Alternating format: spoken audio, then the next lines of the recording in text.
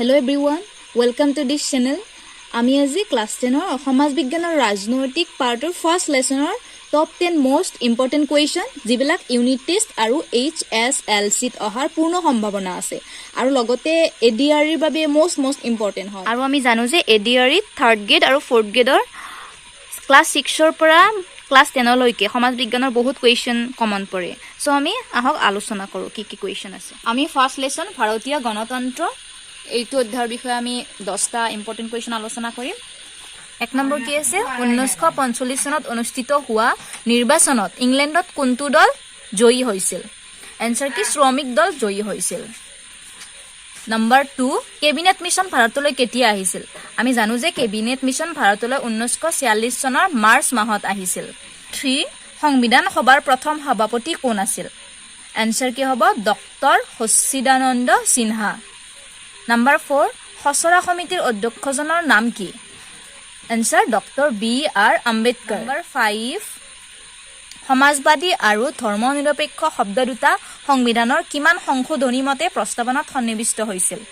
সংবিধানৰ 42 নং সংশোধনীৰ মতে Number 6 ইংৰাজী ফেডাৰেচন শব্দটো কোনটো লেটিন শব্দৰ পৰা আহিছে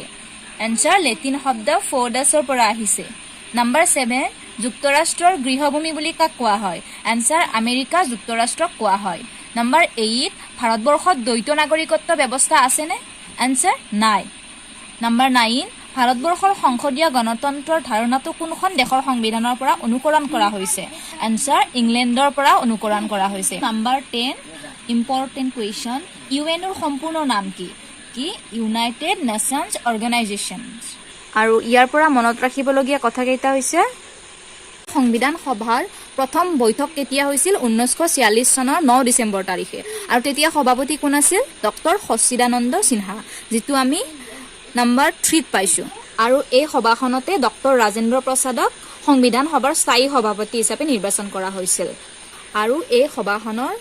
মুঠ 11খন বৈঠক হৈছিল আৰু সংবিধান সভাই 1947 চনৰ 29 আগষ্টত এখন খচৰা কমিটি গঠন কৰিছিল যিখন খচৰা কমিটিৰ অধ্যক্ষজনৰ নাম ডক্টৰ B.R. আম্বেদকাৰ যেটো আমি 4 নম্বৰ কুৱেশ্যনত পাইছো এই খচৰা কমিটিয়ে সংবিধান খচৰা প্ৰস্তুত কৰি কি 1949 চনৰ 26 নৱেম্বৰ তাৰিখে সংবিধান সভাৰ সভাপতি ডক্টৰ ৰাজেন্দ্ৰ প্ৰসাদৰ ওচৰত দাখিল কৰে নতুন সংবিধানখন 1950 চনৰ 26 জানুৱাৰী তাৰিখে বলবৎ কৰা হয় যেটো তাৰিখ 26 জানুৱাৰী তাৰিখটো আমি কি হিচাপে পালন কৰো গণতন্ত্ৰ দিৱস হিচাপে পালন কৰো আৰু 1950 চনৰ 26 জানুৱাৰীৰ পৰা সংবিধানখন গৃহীত হৈছিল আপোনালোকে চোৱাৰ বাবে অশেষ ধন্যবাদ আৰু এনেকুৱা কুৱেশ্যন পোৱাৰ বাবে আপোনালোকে এইটো চেনেল সাবস্ক্ৰাইব কৰি ল'ব পাৰে ধন্যবাদ